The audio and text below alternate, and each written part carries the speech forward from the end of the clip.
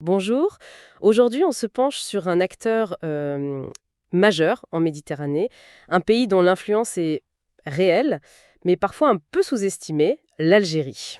Oui, bonjour. Et notre but, c'est de comprendre un peu mieux les ressorts de sa puissance. Exactement. Dans cette région, la Méditerranée qui est tellement, tellement stratégique. Ah oui, la Méditerranée, c'est ce carrefour depuis toujours entre l'Europe, l'Afrique, l'Asie. Un lieu de passage obligé. Voilà. Route maritime, énergie, les migrations bien sûr, et puis les rivalités militaires, tout s'y concentre. C'est une zone sous tension quasi permanente en fait. Et la question qu'on se pose, c'est comment l'Algérie, ce grand pays de 45 millions d'habitants sur la rive sud, arrive à peser si lourd dans cet équilibre complexe. Qu'est-ce qui lui donne ce poids spécifique? C'est ça. Alors, il y a plusieurs facteurs, et c'est ce que nos sources nous permettent d'analyser un peu.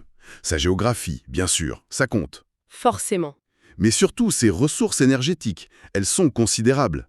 Il y a aussi une armée qui pèse, et puis une diplomatie assez particulière. Une approche bien à elle. Exactement. C'est ce mélange qui fait sa singularité et sa force aussi, probablement. Alors, commençons peut-être par l'énergie. C'est souvent le nerf de la guerre économique et géopolitique. Ah oui, là, l'Algérie est tout sauf un acteur secondaire. C'est même l'un des tout premiers fournisseurs de gaz naturel pour l'Europe.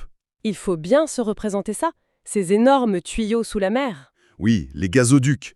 Vous avez le Medgaz qui va vers l'Espagne, le Transmed qui passe par la Tunisie pour aller en Italie. Ce sont de vraies artères vitales pour l'Europe. Absolument, de véritables cordons ombilicaux énergétiques. Rien que cette infrastructure, ça place Alger en position de partenaire quasi incontournable pour la sécurité énergétique de plusieurs pays européens. Et on a bien vu, avec la guerre en Ukraine, comment ça a rebattu les cartes. L'Europe a cherché désespérément à diversifier, à sortir du gaz russe, Oui. et l'Algérie était là. Ça a dû renforcer sa position de manière assez spectaculaire, non? Ah, tout à fait. Ce contexte a offert à l'Algérie un levier supplémentaire, c'est clair. Certaines sources disent même que ça lui a permis de renégocier des contrats. À son avantage, j'imagine. Probablement. Ce n'est pas juste une question de volume de gaz disponible, c'est aussi une question de moment, de rapport de force géopolitique. Hmm. Et il y a un autre atout, peut-être moins visible aujourd'hui, mais potentiellement. Énorme. Ah oui. Lequel? Ces réserves de gaz de schiste. L'Algérie en posséderait parmi les plus importantes au monde. Le fameux gaz de schiste. Bon, on sait que son exploitation pose plein de questions, environnementales, techniques, Bien sûr, c'est très controversé. Et ce n'est pas exploité à grande échelle pour l'instant. mais le simple fait de détenir ce potentiel là sous ses pieds, ça change quand même la donne sur le long terme. Exactement. C'est une sorte de carte maîtresse potentielle dans le jeu énergétique mondial, même si elle n'est pas encore abattue. Ça donne une profondeur stratégique. D'accord. Mais attention, cette puissance énergétique, elle a un revers. Ah oui. Lequel? Europe, Washington voit l'Algérie comme une alternative possible à la Russie. Bruxelles cherche à sécuriser ses approvisionnements à tout prix. Donc Alger doit constamment jongler. Voilà, naviguer entre tous ces intérêts divergents, qui ne sont pas toujours conciliables, c'est un exercice d'équilibriste. Un équilibre complexe, oui. Et j'imagine que cette manne énergétique, ça permet aussi de financer d'autres aspects de la puissance. Je pense aux militaires. On entend souvent que l'armée algérienne est une des plus fortes en Afrique et en Méditerranée. C'est vrai ça? Disons que les faits sont là. L'Algérie investit massivement dans sa défense depuis des années. Vraiment massivement. Ça se voit où concrètement? Dans ses capacités aériennes, dans sa défense antiaérienne, mais surtout, et c'est essentiel en Méditerranée, dans sa marine. La marine, oui. L'acquisition de sous-marins russes, les fameux kilos, qui sont réputés très discrets, très efficaces près des côtes. Ou encore les frégates modernes allemandes, les Meko A200. Ça lui donne une capacité de se faire respecter en mer, hein. Une capacité de projection, oui, et de dissuasion. Ce n'est pas négligeable du tout en Méditerranée occidentale. Des équipements modernes, donc. Mais ce qui frappe aussi, c'est une certaine posture, une volonté d'indépendance stratégique. Tout à fait. Contrairement à certains de ses voisins comme le Maroc ou la Tunisie, il n'y a pas de base militaire étrangère permanente sur son sol. Et ça, c'est un point absolument fondamental de la doctrine algérienne. C'est un héritage direct de son histoire, de sa guerre d'indépendance. Une question de souveraineté avant tout. Exactement. Cette absence de base étrangère, c'est un marqueur très fort. Ça force un certain respect, c'est vrai. Mais ça suscite aussi, des interrogations. voire de la méfiance chez certains partenaires, notamment occidentaux. Qui préférerait peut-être un alignement plus clair. Voilà, ils aimeraient savoir un peu plus où se situe Alger. Mais justement, cette indépendance affichée, cette absence de base, est-ce que ça ne complique pas les choses? Par exemple, pour la coopération sécuritaire régionale, je pense au terrorisme au Sahel, par exemple. C'est un choix, avec ses avantages et ses inconvénients. Effectivement, ça peut compliquer l'intégration dans certaines structures de coopération multilatérale, celles dominées par l'OTAN par exemple. L'interopérabilité peut être plus difficile. Oui, Mais pour Alger, le maintien de son autonomie de décision, ça prime sur le reste. C'est vu comme la meilleure garantie de ses intérêts nationaux. et c'est tenable, ça, à long terme, avec la polarisation actuelle, OTAN contre Russie, etc. C'est la grande question aujourd'hui. Est-ce que cette posture de neutralité armée, on pourrait dire, est viable quand les grandes rivalités se jouent juste à côté, en Ukraine, en Méditerranée même? Peut-on vraiment rester à l'écart? C'est un défi constant. Et ça nous amène assez naturellement à la diplomatie algérienne, qui semble elle aussi très marquée par cet héritage historique. Ah oui, profondément. L'Algérie reste très attachée à l'esprit du mouvement des non-alignés. Ce groupe de pays qui, pendant la guerre froide, refusait de choisir un camp, ni Est ni Ouest. C'est ça. Et Alger en a été l'une des capitales emblématiques. Ça se voit encore aujourd'hui dans son soutien constant à certaines causes, celles qu'elle voit comme des luttes de libération nationale. On pense tout de suite à deux exemples très forts. La cause palestinienne, un engagement historique indéfectible. Et le soutien au Front Polisario. Oui, le mouvement qui revendique l'indépendance du Sahara occidental, et ça, bien sûr, c'est la source majeure de tension avec le Maroc voisin. Un point de friction énorme. Ce sont vraiment deux piliers de sa politique étrangère. Et plus largement, l'Algérie essaye de se positionner comme une voix qui compte dans ce qu'on appelle le Sud global. Ce terme un peu fourre-tout pour désigner les pays émergents ou en développement qui cherchent une alternative aux grandes puissances traditionnelles. Voilà, un ensemble assez hétérogène, souvent issu de la décolonisation. Alger veut être un peu un porte-voix pour l'Afrique et le monde arabe sur la scène internationale. Et concrètement, au quotidien, comment elle gère ses relations avec les grandes puissances? Elle semble jouer sur plusieurs tableaux, non? C'est la stratégie de l'équilibre, ou du moins c'est comme ça que c'est présenté. Il y a une relation historique forte avec Moscou, notamment sur le plan militaire, on l'a dit. Oui.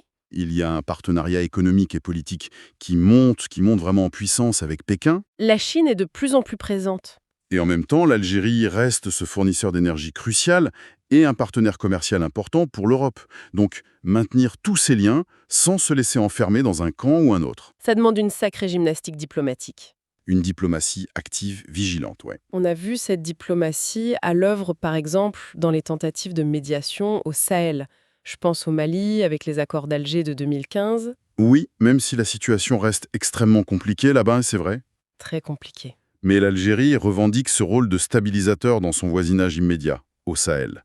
C'est une zone d'instabilité chronique qui a des impacts directs sur sa propre sécurité, évidemment. Donc elle a intérêt à ce que ça se calme. Exactement. Les accords d'Alger pour le Mali, malgré toutes les difficultés de mise en œuvre sur le terrain, ça reste une référence. Ça témoigne de cette ambition d'être un acteur clé pour la paix dans la région. Mais cette diplomatie qui se base sur des principes, sur ce non-alignement hérité, est-ce qu'elle est encore vraiment adaptée au monde d'aujourd'hui? Un monde qui semble de plus en plus régi par des rapports de force assez bruts, des logiques de bloc. C'est vraiment la grande question. La montée des tensions entre la Chine et les États-Unis, la guerre en Ukraine, tout ça, ça exacerbe les clivages. Ça force un peu à choisir son camp. Voilà. Dans ce contexte, maintenir une position d'équilibre, ça devient de plus en plus difficile. Les pressions se font plus fortes. Est-ce que l'Algérie peut continuer à défendre ses principes sans en payer le prix, en termes d'influence ou peut-être d'un certain isolement sur certains dossiers? C'est un pari constant. Donc, si on résume, une puissance énergétique certaine, une puissance militaire réelle, une diplomatie singulière. Mais, comme toutes les puissances, l'Algérie fait aussi face à d'énormes défis. Et certains viennent de l'intérieur du pays. Oui, le défi économique, structurel, c'est sans aucun doute la dépendance aux hydrocarbures. Le pétrole et le gaz, ça représente l'écrasante majorité des exportations et des revenus de l'État. Malgré tous les discours sur la diversification. Les avancées restent limitées, il faut être honnête. Cette rente pétrolière et gazière, elle finance le modèle social, oui, mais elle rend l'économie extrêmement vulnérable aux prix mondiaux. Et ça freine l'émergence d'autres secteurs dynamiques. Et cette économie, elle doit en plus répondre aux attentes d'une population particulièrement jeune. Exactement. C'est le grand défi démographique et social. L'Algérie a une population très jeune, très nombreuses, avec des aspirations, des aspirations fortes. En termes d'emploi, de logement. Oui, d'emploi, de logement, de perspectives d'avenir, mais aussi, on l'a vu ces dernières années avec le Irak, des aspirations en matière de participation politique, de liberté. Répondre à tout ça, c'est crucial. C'est absolument crucial pour la stabilité du pays à moyen et long terme. La pression sociale est énorme. Et à ces défis internes, il faut ajouter les défis externes. L'environnement régional n'est pas simple. Le premier défi externe, incontournable, c'est la rivalité avec le voisin marocain. C'est une tension ancienne, profonde, Qui tourne beaucoup autour du Sahara occidental. principalement, oui, mais pas uniquement.